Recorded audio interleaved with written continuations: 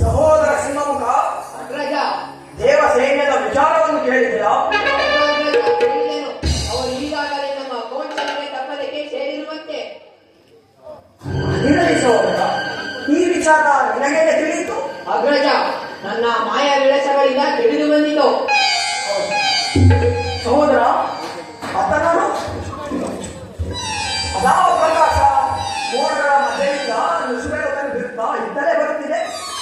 ಛಾಯೆಯನ್ನು ನೋಡಿದರೆ ಖಡ್ಗ ಧನುರ್ಬಾಣಗಳನ್ನು ಧರಿಸಿರುವಂತೆ ಕಾಣುತ್ತಿದೆ.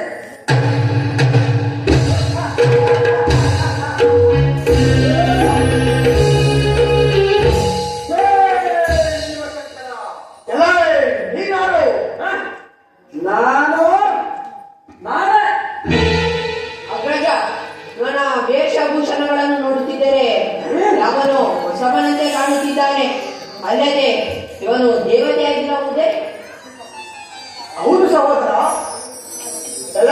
ದೋಷಿ, ನಮ್ಮ ಭಯಂಕರವಾದ ರಾಜದ್ವಾರವನ್ನು ನಮ್ಮ ಅಪ್ಪಣೆ ಇಲ್ಲದೆ ಪ್ರವೇಶಿಸಲು ಕಾರಣವೇನು?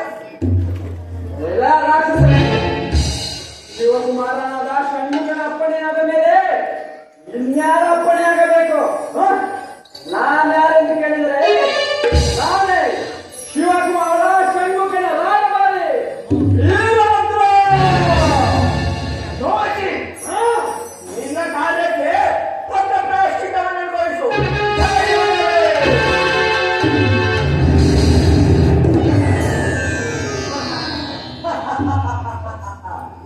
ಸಹೋದರ ಸಿಂಹಮುಖ, ಇವನನ್ನು ಈಗಲೇ ಅಗ್ರಜನಾದ ಶೂರಪದ್ಮನ ಬಳಿಗೆ ಕರೆದುಕೊಂಡು ಹೋಗೋಣಂತೆ. ನಡೆ.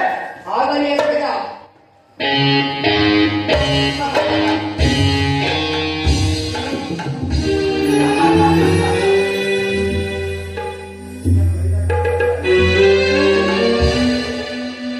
ಏನಾಯ್ತು ಸಹೋದರ? ನಿನ್ನಿಂದ ಸಾಧ್ಯವಾಗುತ್ತಿಲ್ಲವೇ? ಇಲ್ಲ ಅಗ್ರಜ. ಮತ್ತೊಮ್ಮೆ ಪ್ರಯತ್ನಿಸು.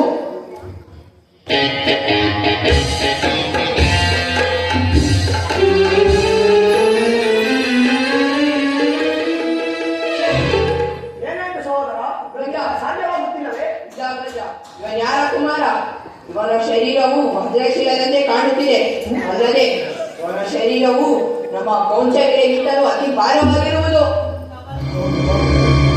ಸಹೋದರ, ಮತ್ತ ನೋಡು, ಮತ್ತೊಬ್ಬ ಕುಮಾರನು ಇದ್ದಲೇ ಬರ್ತಿರುವುದು. ಬರಲಿ ಬರಲಿ. ಬಾ ಸಹೋದರ, ಸ್ವಲ್ಪ ಮರೆಯಾಗಿ ನೋಡುವಂತೆ ಬಾ. ಆಗಲೇ ಅಗ್ರಜ.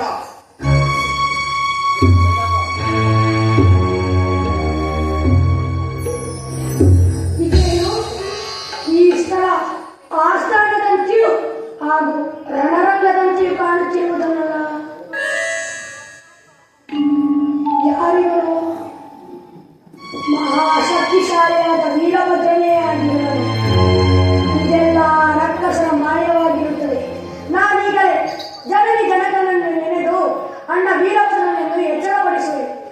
ಜೈ ಶಕ್ತಿದೇವಿ.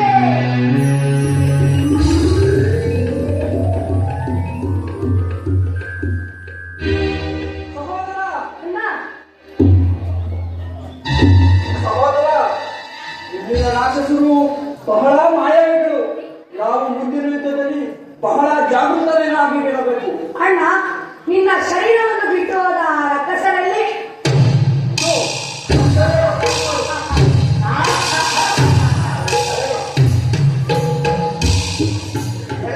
ನೀನಾರು ನನ್ನ ಮಾಯೆಯಿಂದ ಎಚ್ಚರಿಸಿದ ಕುಮಾರ.